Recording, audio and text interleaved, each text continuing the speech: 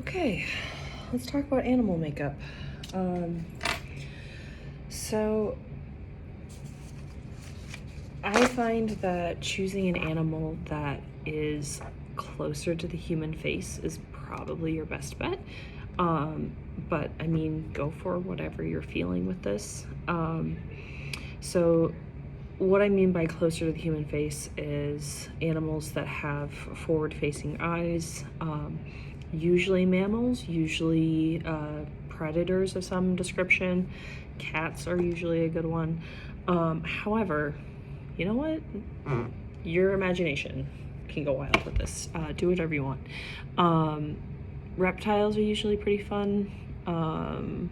Birds are okay as long as they don't have too big of beaks. So when you're doing this, you want to think about like how it's going to change, how you can change your face shape to really embody that animal, right? So don't feel like you have to create a perfect replica of the animal, but instead think about how you're going to convey that animal through makeup. So typically with makeup design, we're doing faces and animal faces.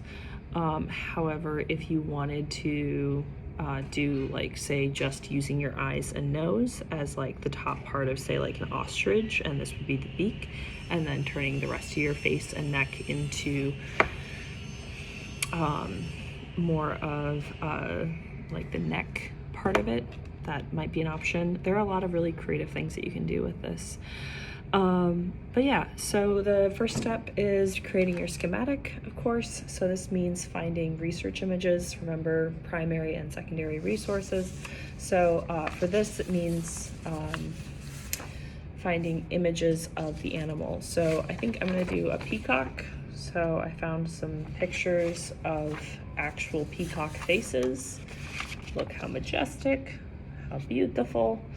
I also found like a really stylized version, like a kid's version drawing of it. And then I found some images of how other makeup artists, so this would be secondary, right? So the primary was the pictures of the actual animal. Secondary is that kids rendering, or rendering for kids, and then also other people's makeup ideas, right? So we're not trying to steal other people's makeup ideas, we're trying to find something that you like about this, and then riffing on that. So I did a really quick marker rendering of schematic of what I want to do with this. So it's not very realistic. I'm not trying to completely recreate the actual peacock face. I'm more just trying to give off peacock vibes, if that makes sense. Yeah. So some examples of ones that I've done in the past. Here is my schematic for squirrel, and then squirrel makeup. Actually, cool. And then chameleon and chameleon makeup. Lovely. So yeah, I really enjoy animal makeup design stuff. I think that it's a really fun way to think creatively with makeup. But we're not using prosthetics or anything, we're just making our faces look like an animal in some way. So for this, obviously you don't have all of these vibrant colors in your kits, so we're gonna be using the Mehron makeup palettes. So we actually have a glitter palette, which I'm partial to, and then we have the tropical one. So this has like a bunch of different pastels. This is probably what I'm going to be using for my peacock, along with maybe some glitter stuff, and then just the base palette. So this has all of your basic stuff. So I'm gonna start with this palette. So this is water activated, which means that you're going to want to get some water, And then, I just realized you can't really see what I'm doing. Treat it kind of like a watercolor, right? So this isn't a cream, it's more of a liquid style makeup, yeah? And then just start blocking out, so doing an outline of where things are gonna go on your face. And then once you have an outline, you can start to actually fill it in. So I think I wanna do, this needs to go a little bit higher than that.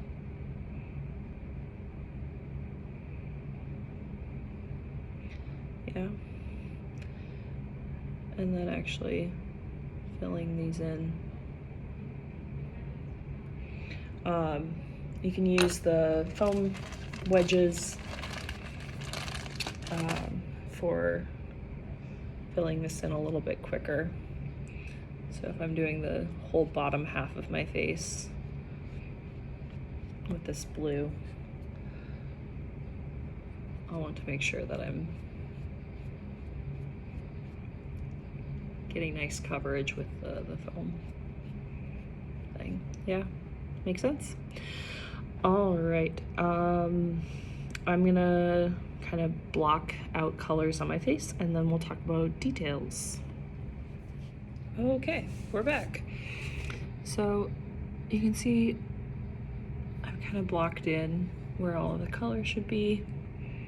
It's a bit rough, but I want to add texture to it.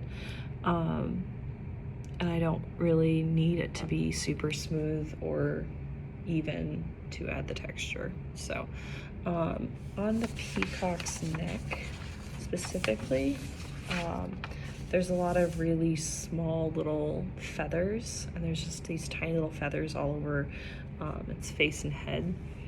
And so I kind of want to do kind of this sort of a texture with to make it look like tiny little things. But I don't want to do it all over the entire neck and everything, just because that's going to get to be a lot. So I'm just going to kind of pick and choose spots, right?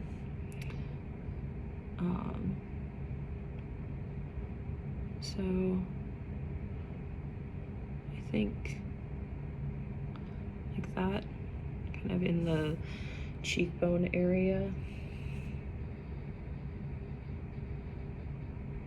Oh goodness.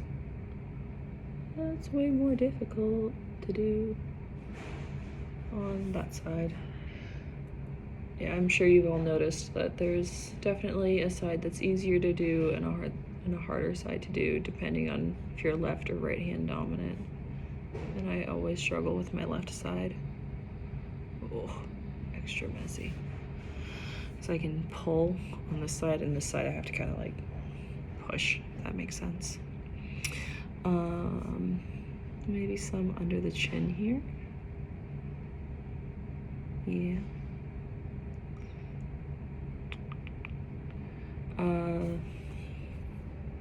Yeah. I think I'm gonna just keep on going in and cleaning up details on all of this, and see if there's anything else that I think of to talk about with this. But yeah, for the most part, just have fun. Yeah, I'll be back.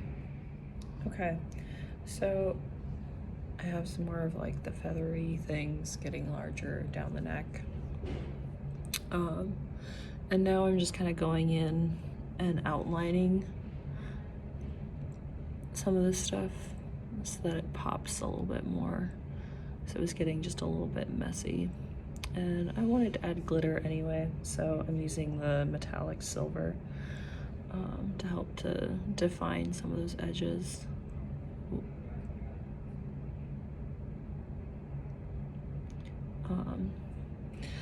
So part of my professional development is leading workshops and sessions, and today I led a session on animal makeup and other makeup for high schoolers. And one of the high school students actually did a peacock, and I was like, hey, that's really cool. And so I was like, oh, I need to make this video for class. I was like, I'm gonna do one inspired by him. So here's to that high schooler and his peacock idea because it's pretty cool. I'm pretty happy with how this has been turning out. But yeah, I think it's a good example of more stylized version of this project. You can definitely do more realistic. Like the squirrel that I showed you is more real, what I would consider to be more realistic in style, but you can also go really just kind of over the top stylized with it as well, and I think that both are valid and fair. I think that sometimes when we try to be too realistic and specific with our makeup designs, that's when we can really struggle to actually convey the character. And so by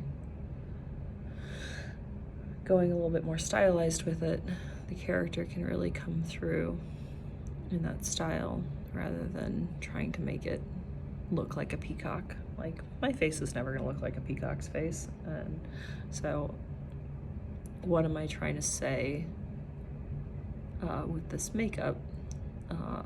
So by adding the metallic bits to it, I can accentuate the kind of flamboyancy and prettiness of a peacock by really accentuating the eyes like that.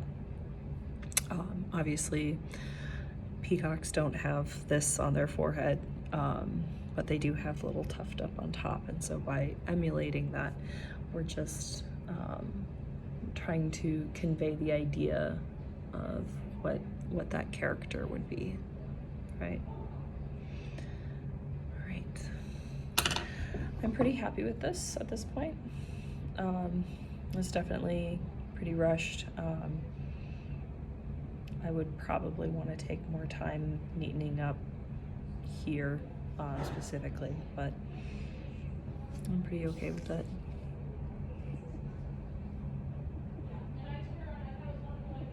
All right, good luck everyone.